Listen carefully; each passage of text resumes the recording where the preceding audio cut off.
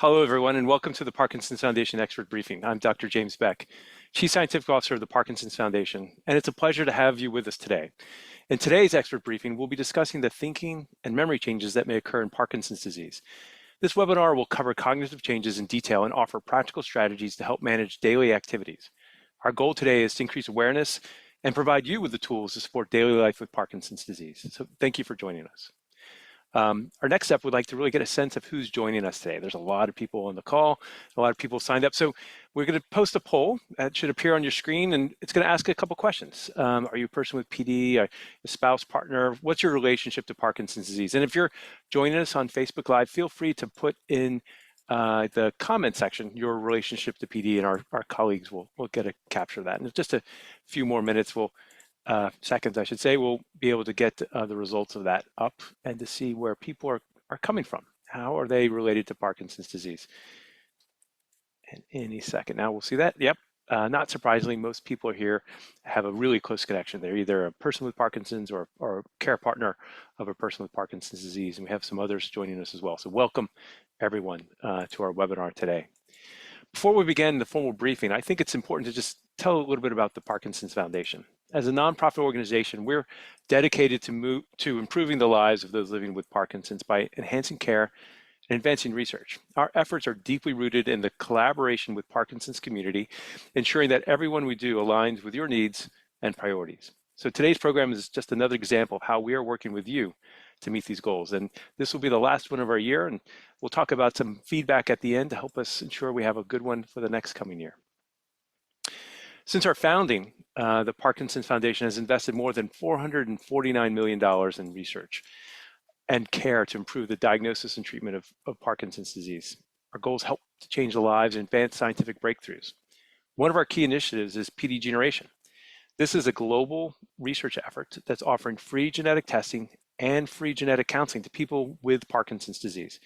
And by participating in PD Generation, individuals can learn more about their personal connection to Parkinson's while also contributing to the research that could lead to tomorrow's treatments and ultimately, we hope, a cure. We invite you to share in this opportunity with your community and help us to reach forward in the quest to end Parkinson's disease, because together we can make a difference. And feel free to follow this link when you have an opportunity to see about how you can participate in PD Generation either locally or online through our portal as part of that process. So a friendly reminder that we're going to be recording this session today for our expert briefings, and we'll be making this recording available very shortly. Don't worry about that. And if you've registered, there's need to check back to see if it's been posted. We'll be certain to email you a link to the recording and other resources that are covered today to ensure that everyone who's registered has that information. And because it's recorded, let your friends know who may not have been able to join so they can look and watch this later. So now I'd like to move on to our focus today and introduce our expert presenter. Dr. Greg Pontone is a professor at the University of Florida, where he holds the Lewis and Roberta Fixel Chair and is the Division Chief of Aging, Behavioral, and Cognitive Neurology. He also serves as co-director of the Fixel Neuropsychiatry program. With extensive training and expertise, Dr. Pontone completed his internship in medicine and residency in psychiatry at Johns Hopkins, followed by a specialized 2-year fellowship in geriatric psychiatry and movement disorders focused on Parkinson's disease. Dr. Pontone is an active contributor to the field, and he serves on the editorial boards of American Journal of Geriatric Psychiatry and Parkinsonism and Related Disorders. He's been a member of the Parkinson Study Group since 2008, where he's currently serving on the Scientific Review Committee and chairing the Cognitive Psychiatric Working Group. Dr. Pontone's clinical and research focus has always been on understanding and addressing cognitive and psychiatric symptoms in Parkinson's disease. Dr. Pontone, welcome, and thank you for sharing your time with us today. Hello, thanks for having me. I'll go ahead and share my slides and get to the talk.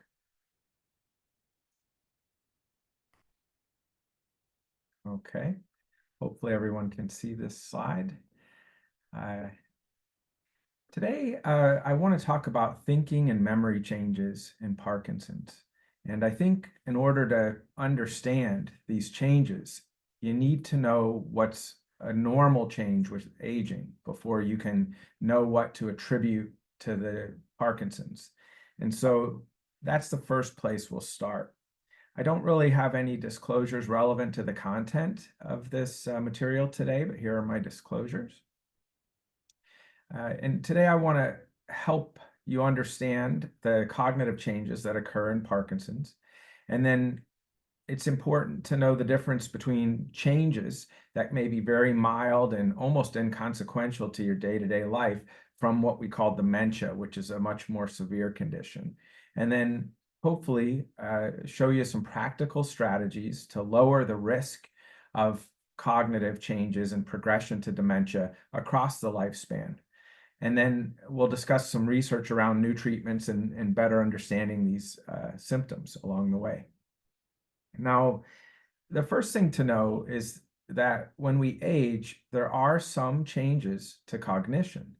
And there also are some things that are very well preserved. And so among those are what we call procedural and semantic memory. So procedural memory is the memory of how to do certain actions or perform certain tasks. So literally riding a bike is a type of procedural memory, and that's usually really well preserved even as we age. Semantic memory is the memory for understanding concepts and things, and so that's also well preserved. Vocabulary and general knowledge remain stable or even improve a little bit per decade through the seventh decade. And then visual perception of objects remains stable. And actually, it's shown that older people might be a little more accurate in judging distances. And again, this is up to about that seventh decade. With advanced age, many things can change.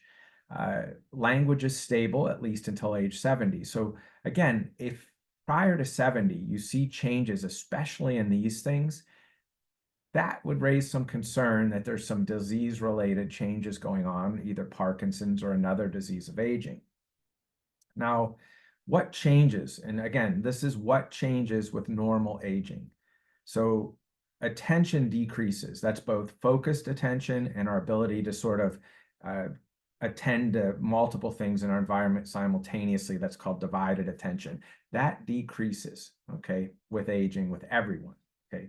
Working memory, that's sort of the ability to hold some variable in mind and manipulate it, whether it's doing a calculation or problem solving, that degrades a little bit. Executive functioning degrades with aging. Processing speed changes with aging. And as I mentioned earlier, advanced age, most cognitive domains change a little bit, okay? And by advanced, right now we're saying seventh decade, but I think, we're living longer and that may shift as well. People are aging more healthily now.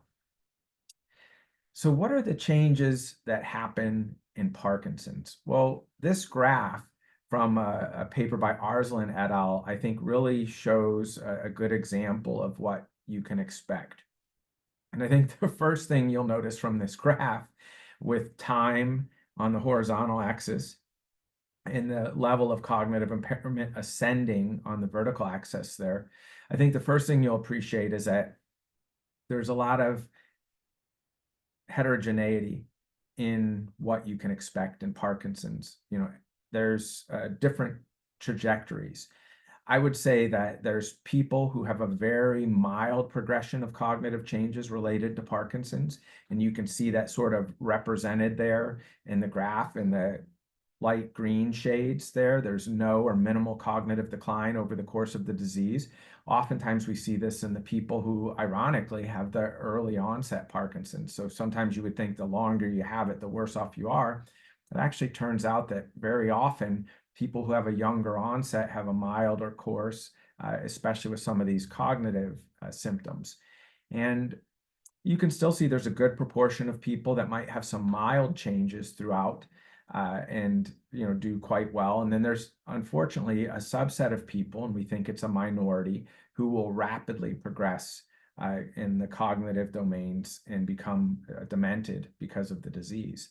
And so the other important aspect of this is if you see that sort of dotted fluctuating line, there are times within the disease over the long term where people will experience a little bit of a decline, but then they'll recover from that decline. And this is shown in many longitudinal studies where people will have a decline maybe in a few domains of cognition, but then recover normal functioning. And we see this in a number of studies that have followed people with Parkinson's over the years. And so, it's really important to have this appreciation that if you know someone who has this disease, or you're part of a support group and you see people who are in worse shape, that doesn't necessarily mean it's going to be you. And if you've entered a period where you're not doing as well, there could be hope that you'll fluctuate and return to a higher baseline later in the disease. But what is important to know is that the disease does cause changes to cognition in the majority of people, and it's really just the extent of those changes. And so now we're going to talk a little more specifically about that. So, if you were to think about cognitive changes sort of dimensionally rather than categorically, there's sometimes people think, well, there's unimpaired and impaired, or not demented and demented. That's probably not true. It's probably more dimensional, right? As we age, as the disease progresses, we see, sometimes a change in the cognitive functioning over time.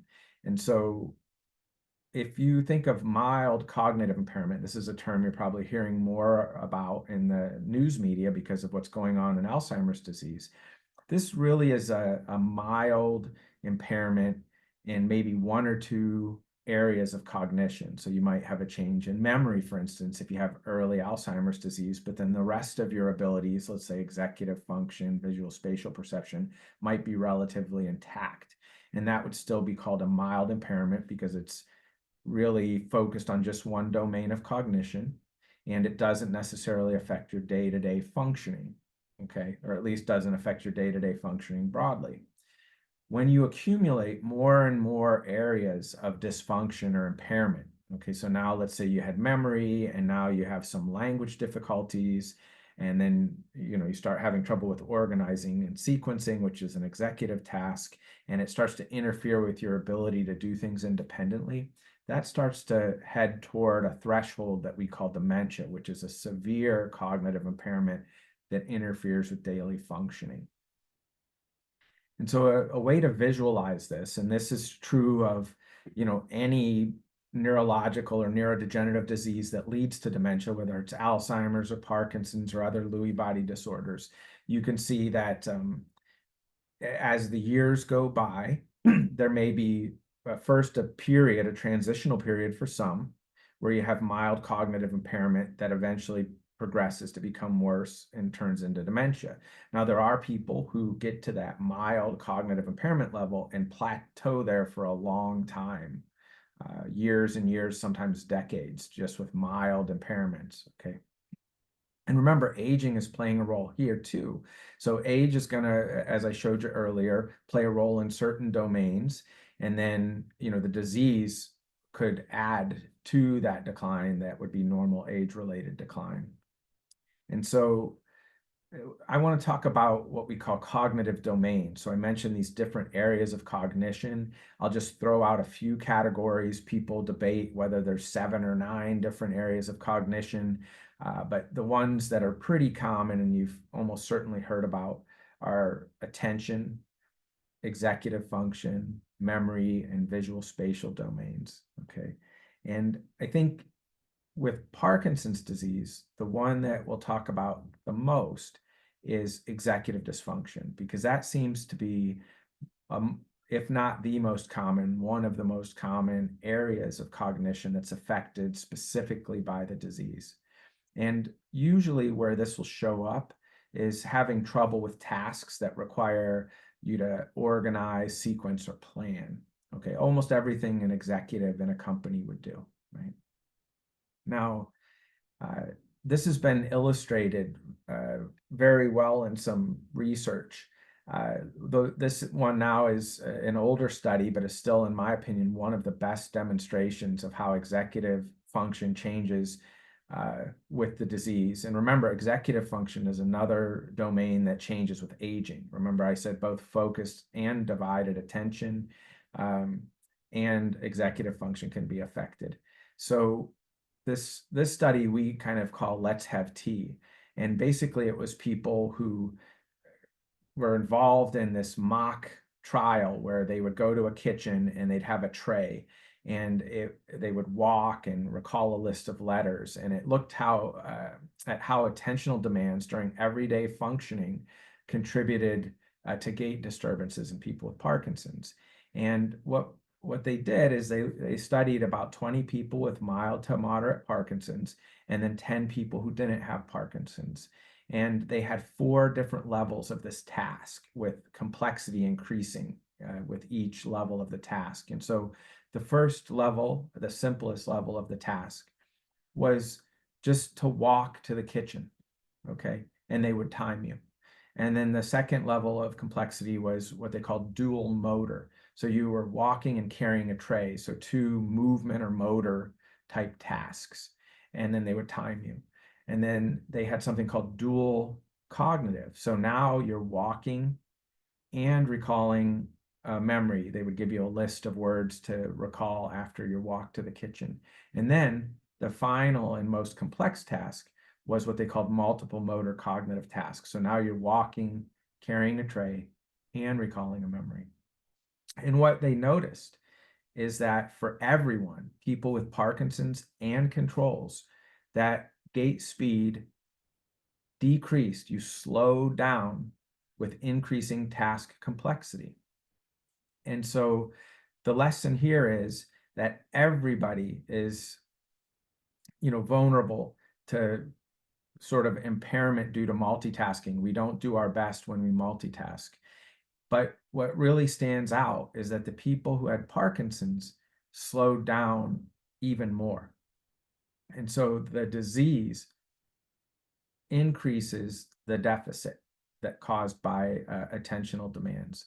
And so what I tell people is, when you're doing something, in order to function your best with Parkinson's, it's best to focus on one thing at a time and to block out distractions. And so a lot of the new sort of interventions and strategies are sort of centered in what we call mindfulness, which is in large part this ability to focus on one thing at a time and to block out distractions. And so I think this is, something you can do every day to function better. All right. None of us multitask well, and people who have Parkinson's especially have this limitation.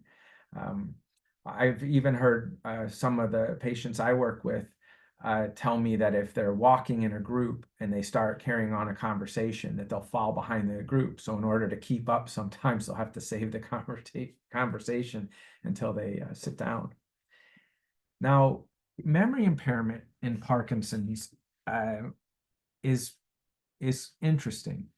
So the memory impairment that is caused by Parkinson's is different in some ways than the memory impairment that's caused by Alzheimer's, okay?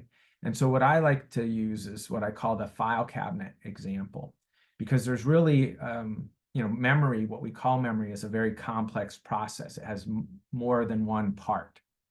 And so the 2 fundamental parts are what we call encoding and then retrieval, okay?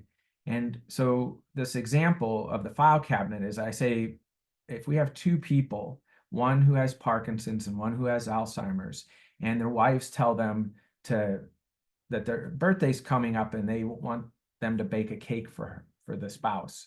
And so basically, the person with Alzheimer's has an encoding problem. That's where their memory is chiefly failing. They can't form new memories. And so they take that 6-page recipe, and it really never makes it into the file cabinet, right?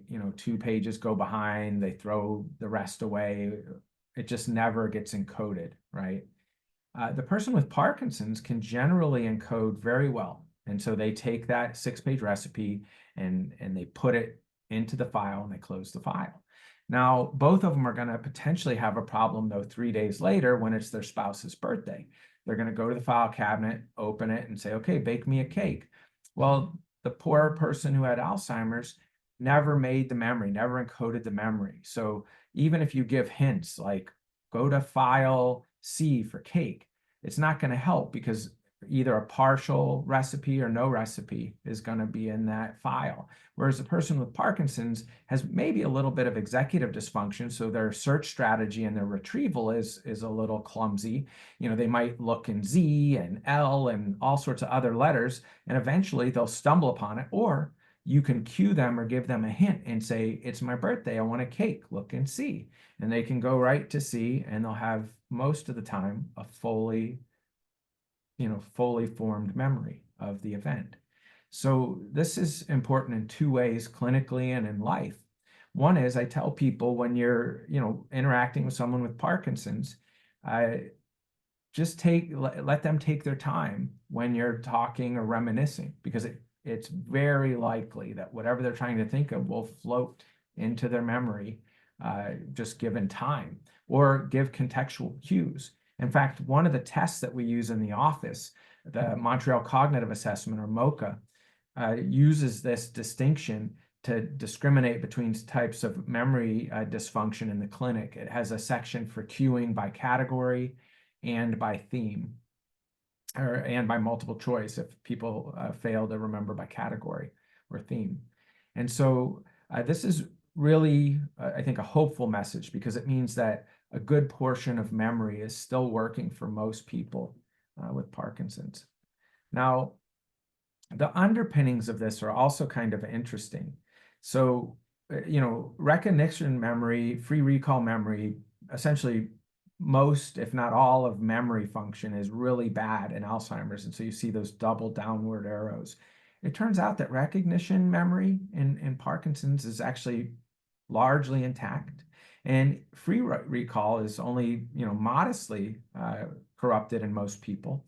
And they benefit from hints and cueing. And so,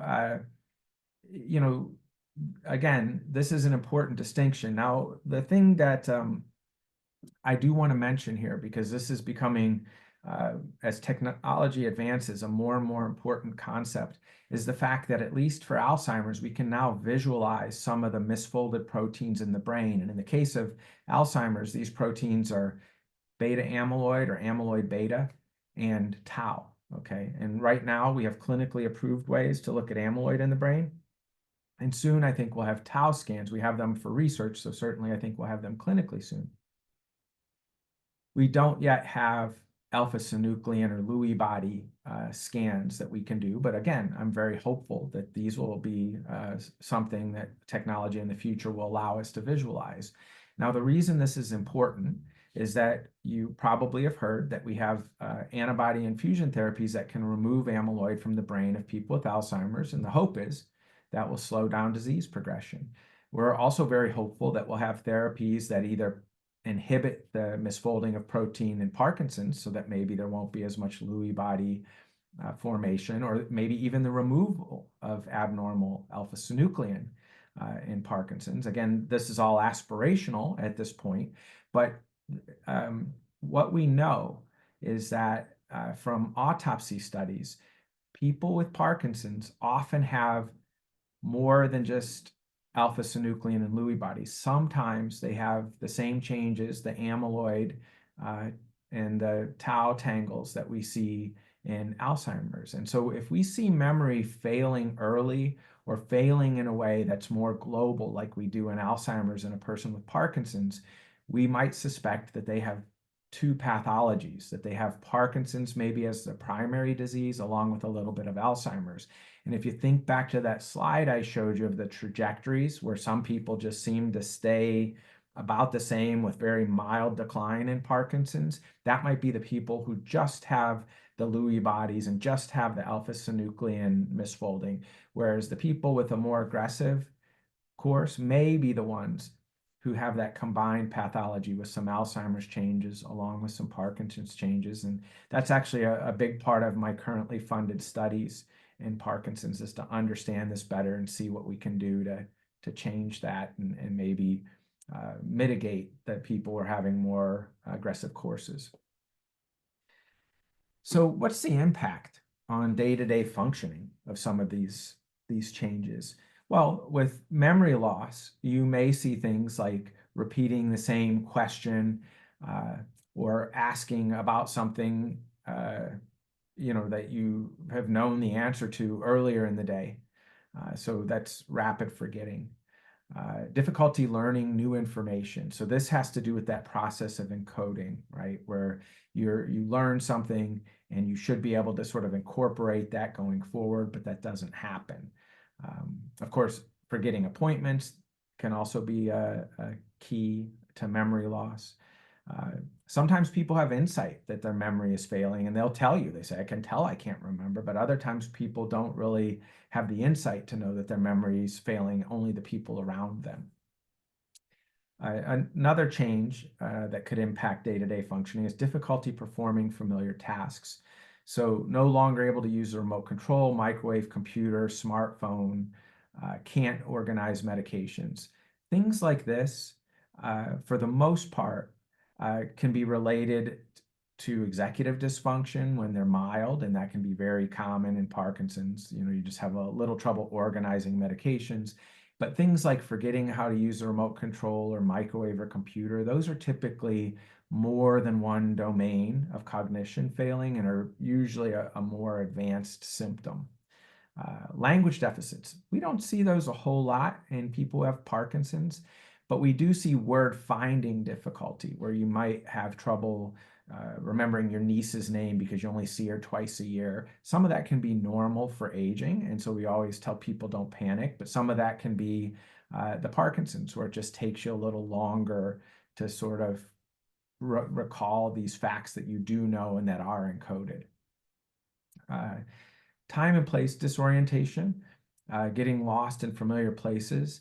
Again, I don't see this a whole lot in Parkinson's, but when we do, maybe that's a sign of either more advanced disease or one of those combined processes where maybe there's some Alzheimer's with the Parkinson's. And then poor judgment, being a little irresponsible, things like that are a combination of all of these. And so the other important message is, if someone was a good person for most or all of their life, and all of a sudden you notice these changes, don't blame them or attribute this new behavior to their character, right? This is probably the disease changing their habits and behaviors and not an intentional thing that's happening.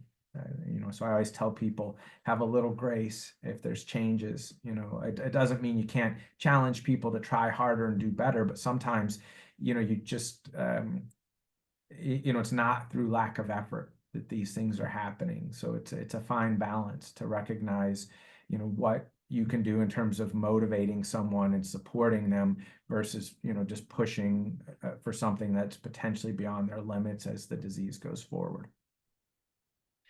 Now, I want to talk about something that's a little more proactive. A lot of times we give these talks and we talk about the medications and the science, and all that's interesting. I mean, that's the stuff I love and wake up for every morning.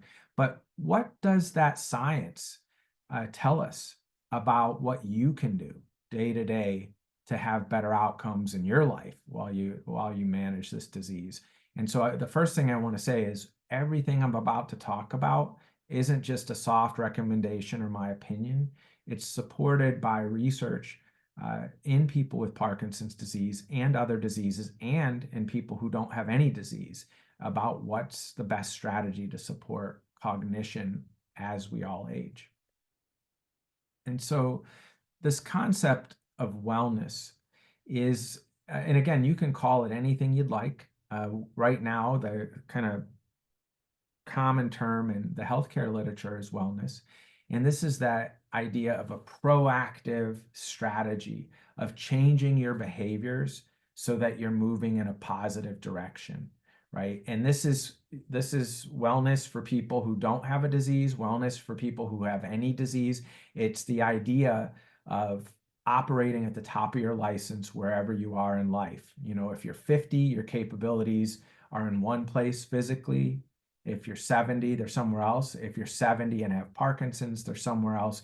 But either way, wellness is the actions you take to operate at the top of your license. And sometimes it's physical things you do, and sometimes it's learning, right? And optimizing your choices. And so you can see in here that there's awareness of issues, education, and growth throughout the process. And so the disease will change over time. So this is an evolving process. Okay. So each time your sort of ceiling may change for the better or worse, right? But you're going to keep going forward. And that's really what wellness is about. It's not just defeating a symptom, it's about achieving your highest level of function. And so what are some of the core wellness behaviors? And I really like to talk about four.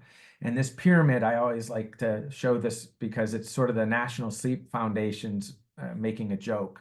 And they say sleep, as important as diet and exercise, only easier. So exercise, diet, and sleep are three of the core wellness behaviors that really people can make a difference by optimizing.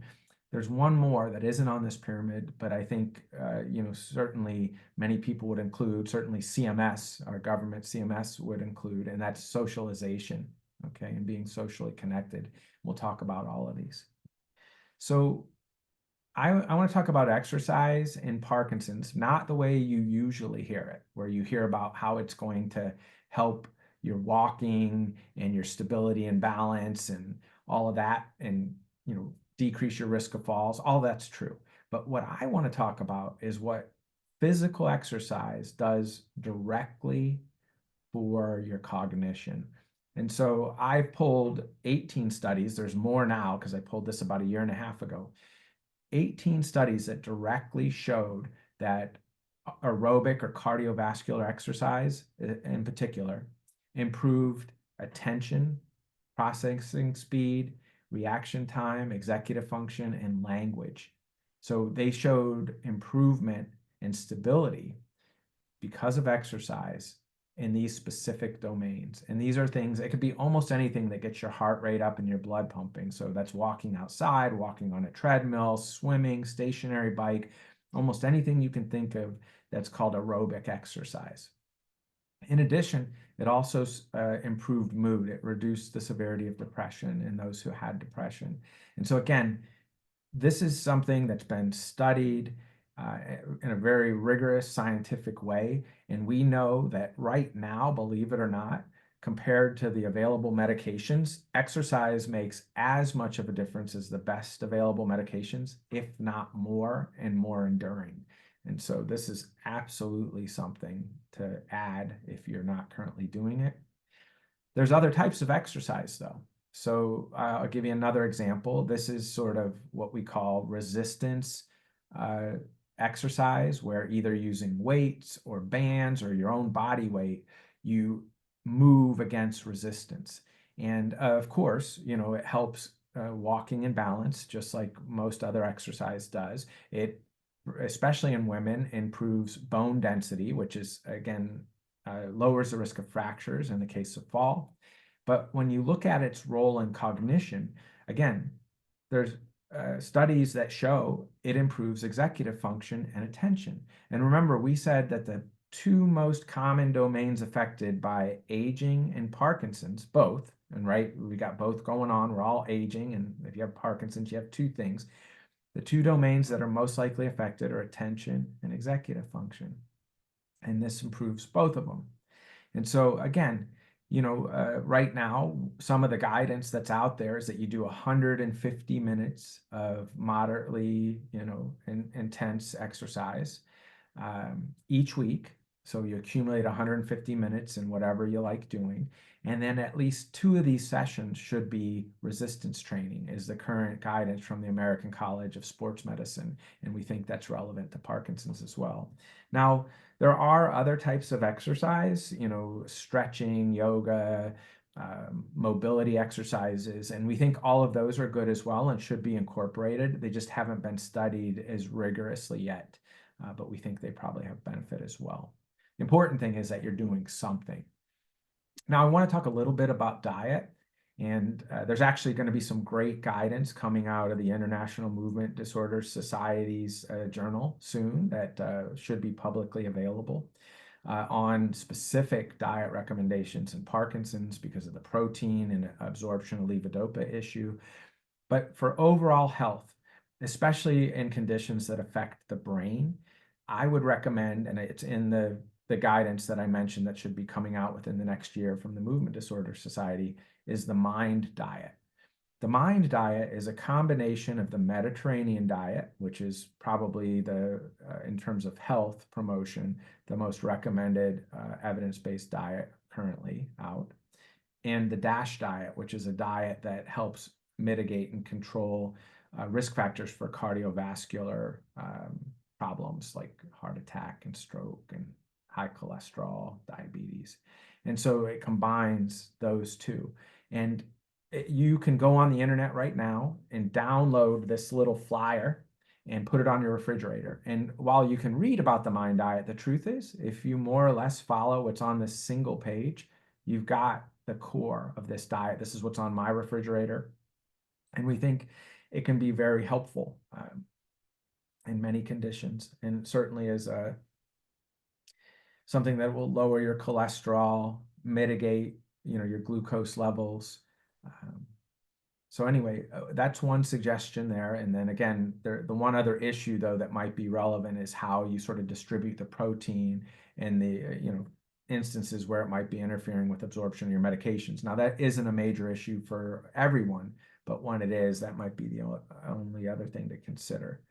Now, sleep. Sleep is tough as you age in general, but it's especially tough for Parkinson's because there's many things that impinge upon your ability to sleep restfully. And so the first thing we tell people is, you don't want to get so focused on sleep that actually becomes part of the problem, where you're waking up every couple of minutes, looking at the clock, getting more frustrated and less able to fall back asleep. And so what we sort of coach people to do is to give themselves at least an 8-hour sleep opportunity. And in part, you do that by habit. And one of the core habits, and again, this is all over the internet, you can look this up in many places, it's called sleep hygiene. It's a collection of behaviors that get you in the optimal state to relax and be able to fall asleep and stay asleep. And it's things like having a routine before bed, not stimulating yourself before bed by having a lot of screen time or caffeine or activating foods or drinks. Now, sleep is really important, again, for cognition, and it's most important for attention and executive tasks. So you can see, I think now with exercise and sleep, that the domains that are most affected by aging and Parkinson's are the ones that are most helped by these sort of wellness or health promoting behaviors. And that's why I really want to just keep reinforcing how important these things are that you can do. Sleep also plays a role in memory stabilization and integration. So there's been tons of studies that have shown that people who memorize something in these studies, right, and then have a nap or go to sleep, perform better on recalling that information later and learning that information for having good sleep than those who don't. And so clearly sleep also plays a role in that domain of cognition. So we've got information that it helps attention, executive tasks, and memory. Sleep, this is another one that's really interesting. Sleep is important for brain metabolite clearance. And not only metabolite clearance, there's studies that show that abnormal proteins like amyloid, remember we mentioned that could be involved in Alzheimer's, are cleared better when you sleep than when you don't. So people who have disrupted sleep accumulate more amyloid, and they can sometimes show that change even in as little as one night's disrupted sleep. And so if it's doing that for amyloid, what might it be doing for alpha-synuclein and Lewy bodies and Parkinson's and other proteins like tau? And so we think that sleep and maybe something called the glymphatic system, which is like the lymph system of the brain, could be really importantly affected by the quality of sleep you get. So again, the reason I'm telling you this is because the science is interesting, but also because I want you to, if you don't already, I want you to prioritize this sleep opportunity and sleep in general. Sleep is also when the gains of exercise are realized. So, your exercise sort of tears down the body, and it's when you sleep and rest that the rebuilding and the gains of exercise are realized. And the other thing is, if you exercise during the day, you're typically going to sleep a little better. Now, again, there's many ways to go about this. There are formal consultations you can have with sleep experts if it's problematic, and I do recommend that. There's even a cognitive behavioral therapy for improving your sleep quality. Now let's talk about this sort of fourth behavior in that pyramid that isn't painted on all pyramids yet. And this is this idea of staying socially connected. And there's two concepts within that. Social isolation, which is sort of an objective lack of connection to people, whether it's families or friends or the wider community. And then loneliness. You can be lonely even when you're connected. It's this loneliness is more subjective. It's sort of associated with a perceived lack of a specific desired companion or a wider social network. You feel like you're missing out. And I think both are important. But I want to show you some research that was done in the general population, not just in people with Parkinson's. And one of the things that really was shocking, and I think the pandemic really taught us a lot about social isolation, but this work has continued to go on even after the pandemic. And what they found is that social isolation significantly increases your risk of a premature death. In fact, it rivals the risk. So social isolation is on the same level of risk as if you smoke, are overweight, or are completely physically inactive. It increases the risk of heart disease and stroke by about 30%. And then this is the one that I think is most relevant to our talk today. And this is for everyone, and maybe especially for people with Parkinson's. Social isolation is associated with a 50% increased risk of dementia. So there's something about the interaction socially that protects the brain. In terms of studies directly carried out in Parkinson's, we know that being isolated increases the risk of anxiety and depression, and people report poor well-being more often. When people are isolated, they're more likely to report episodes of confusion, to have delusions and problems with memory and problem solving. One of the most common times for hallucinations to occur are when people are alone or isolated. In fact, we hear a lot less reports of hallucinations in people with Parkinson's when they're in groups of people and stimulated. And the other thing is, when you're isolated, the hours of caregiving at home and caregiver burden increase. So it sort of puts stress on the system too. So there's many reasons, even beyond the individual suffering from Parkinson's, to sort of promote social interaction. And then the last thing I want to talk about before I take some questions is what your doctors might do. And just to give you some context, because when I say that these behaviors, sleep, exercise, staying social, and diet are important, these medications that I'm going to talk about, the two classes we use in Parkinson's to treat cognitive changes, are very modest. Their benefits are very modest. And I think most people would argue that the combination of behaviors, sleep, diet, exercise, and socialization do more than the medications and are more enduring. It doesn't mean you shouldn't take the medications. It's just, if you really want to fight as hard as you can, these behaviors are at least as important as these medications. Now, that said, we are developing new medications and new interventions all the time. And like I said, even my own research is looking at new things to help with memory and thinking in Parkinson's. But let's start with the most common class of medications. These are called acetylcholinesterase inhibitors.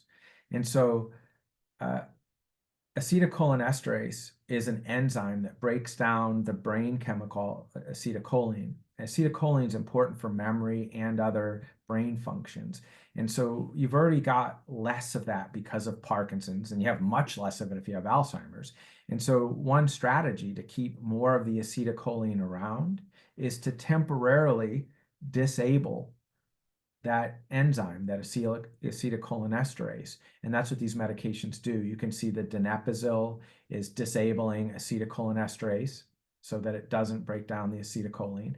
Rivastigmine, also called Exelon, that's the brand name, is the one that's FDA approved for Parkinson's.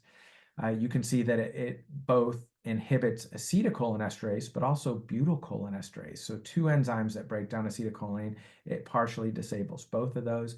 And then there's a third one called galantamine that does a combination of things, but all with, again, the intent of keeping more acetylcholine around. And this helps very modestly. It's the best available currently, and usually the first thing we'll try when you reach the level of needing a medication.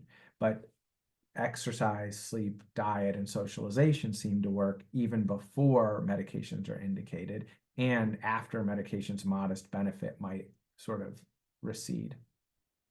And then the second medication that can be used in combination with the acetylcholinesterase inhibitors is a unique molecule called memantine. It works through NMDA receptors. And basically what it tries to do is reduce the level of an excitatory neurochemical called glutamate.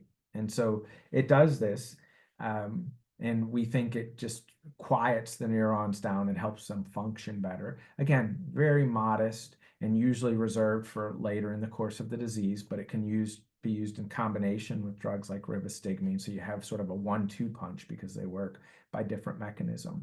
But the point I wanted to give you is that in addition to these sort of health promoting behaviors, we do have some medications that help. And, I think new interventions are on the way. But let me stop there and go ahead and take some questions. If anybody has anything that they'd like to ask. Thanks very much, Dr. Pontone. That was a fantastic presentation. Really great information covered, and appreciate some of those specific details that you really provided as part of that process.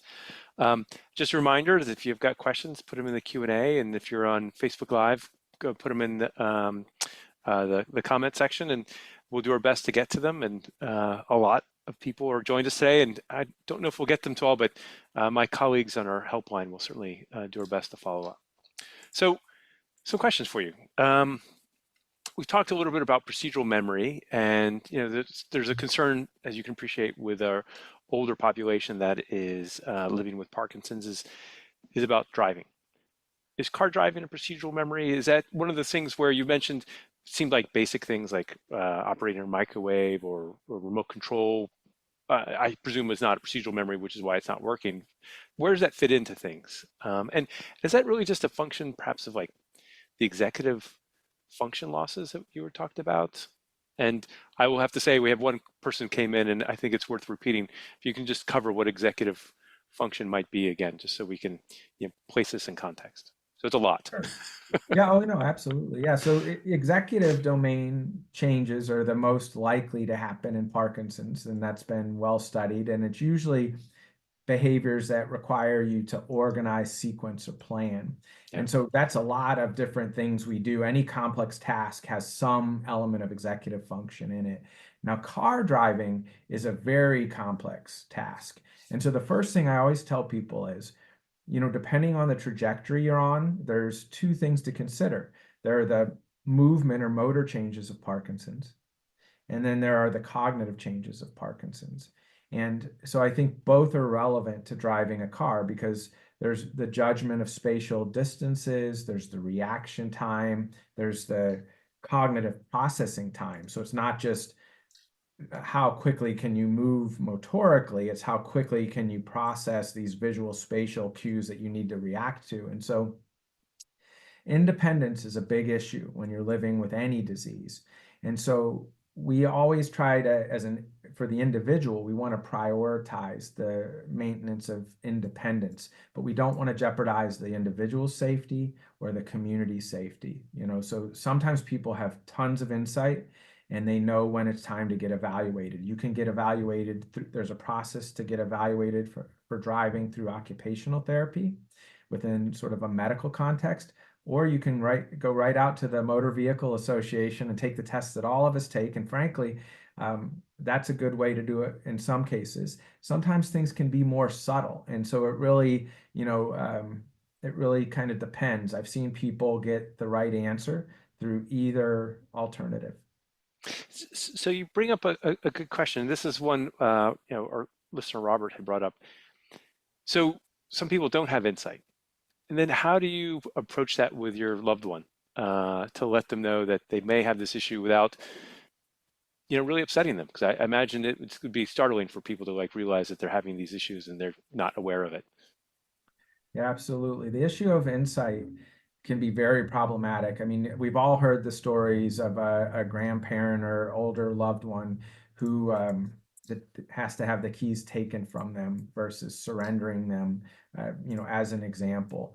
And so when you go about having a conversation about a loss of function, whether it's for driving or anything else, where especially where safety can be involved, I do think that it's good to be direct. I do think that it's good to involve multiple people. So as part of the healthcare team, I always encourage people proactively, at different stages of the disease journey to involve me in particular and my team. Because sometimes, as a spouse, family member, daughter, niece, you don't want to be the bad guy, or there's a different level of authority within a family structure and there's cultural differences. And so I think a good sort of central player in any decision where insight might be an issue is the healthcare team. Yeah, fantastic. Um, you know, as we think about again these issues of memory changes that occur, you brought up a really interesting context in which to think about it.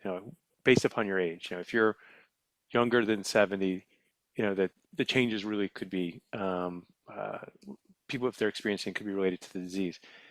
But if you're over the age of 70, how do you and maybe you can't. How do you determine whether this is my Parkinson's disease or some other issue that's going on? Because unfortunately, Parkinson's doesn't protect you from getting Alzheimer's, or it's just I'm just getting older, um, and so that you as an individual aren't worried about that. You can just accept I'm 75 and there's going to be some changes that happen. Um, how do you advise people to think about that? No, that's a great point, and I think something that families struggle with all the time.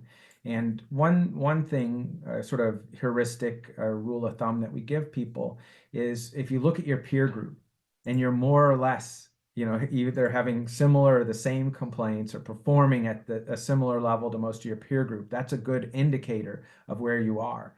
If you're out of set, if you're looking at your peers who are similarly aged and you're having deficits that are unique, or that you're more impaired, there's things you can't do, and it's not just because your movement isn't as good. Those are indicators that there might be something more there.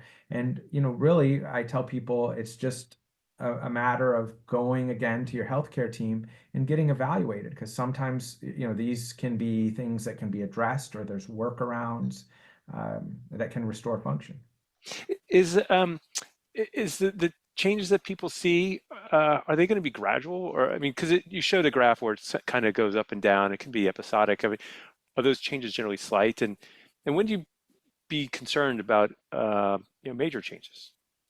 Yeah, so I'm going to borrow a saying from one of the nurses who used to work with us for a long time at our Center of Excellence, Becky Dunlap. Becky would always say, there are no cliffs in Parkinson's disease. And what she meant by that is any sudden change is usually a medical issue that requires, urgent attention and not the disease. The disease should progress very gradually over time. And so anything that changes suddenly, if someone goes from clear one day to confused the next, that's likely an infection or a medical issue that can be reversed. But if you don't catch it, it can lead to bigger problems. So I think that's a great point. And sudden changes should bring you to your medical doctor. Yeah, absolutely. I remember we had a one of our presenters, Dr. Melissa Nuremberg, someone you may know.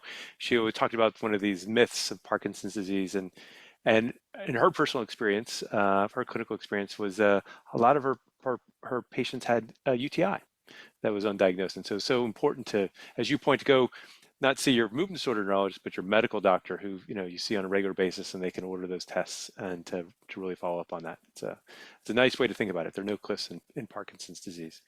Um, you know, People who have Parkinson's disease, they have a couple other things going on with their health, and I wonder, those medications could impact cognition. How do you disambiguate, is this medication I'm taking now or a combination of medications causing this issue, or is it, really a PD change?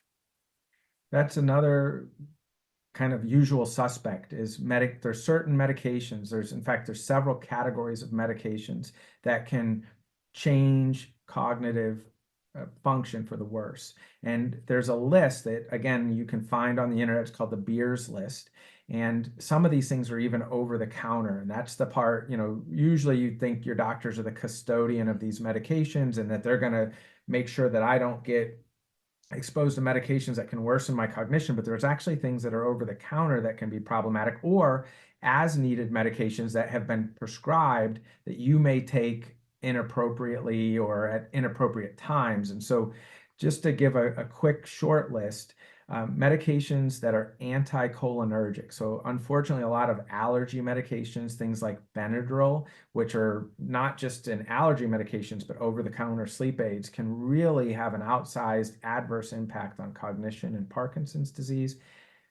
Opioid pain relievers. So, it's completely appropriate if you have a fracture of some sort to take strong pain medication, but just be aware they can cause confusion, delirium, or lower, cognitive function. Alcohol, in some cases, even in amounts that you tolerated before, can slow cognition or change cognition. And then anytime there's a medication change, whether it's a Parkinson's medication or something else, I've seen bladder medications have some of these effects. Just keep that sort of in mind that if you notice a sudden change, that it could be medication related to even over the counter. Yeah, thanks. And I think one of those four things you bring up, socialization, exercise, diet, and sleep, seems so critical. And I think the point you're bringing home is, regardless of the nature of your cognitive issues, whether it's Parkinson's or, Lewy body disease, or, you have some Alzheimer's going on, these activities will help raise the boat for all cognitive issues. Is that a fair interpretation? Absolutely. They seem to have a global impact, regardless of where you are in the disease or what disease you have, or whether you have a combination of things at the same time. It helps in those domains across the board. Yeah, fantastic. Well, I want to thank you very much for your time, Dr. Pontone. It's your information you provided was fantastic, and I want to thank everyone who was able to join us today. And not surprisingly, we had tons of questions. So we weren't able to get to them all, but if your question wasn't answered, I want you to call our helpline at 1-800-4PD-INFO as part of that process. And also, you can go online and you can learn more and register about our Health at Home programs. And there's a nice little QR code that's on the screen. So if you have your phone handy, and hopefully you're not watching this on your phone, but if you have your phone handy, you can just hold it up to that QR code, or you can just follow the website link down below and learn how to register for these programs. They're wonderful programs, and we have a little something in the link about them as well. So in the meantime, we're here. This may be the last expert briefing of our season. We'll start again in the spring, but come to our website, parkinson.org, or reach out to our helpline. My colleagues are amazing. They field all kinds of questions and reach out to others if they are unable to answer them. So feel free to do that as part of the process. And lastly, before we go, I just want to remind you, this whole expert briefing series has been tailored to you. And the way we're able to do that is by your feedback. So when this Zoom webinar ends, the screen will go black, and then what will happen is a page on your web browser will pop open and allow you to fill out our survey. Give us feedback on how what you thought of Dr. Pontone's presentation, our series as a whole. Well, welcome to anything you'd like to do. So we look forward to hearing from you. So I'd like to thank everyone and take care, and we'll see you in the next expert briefing.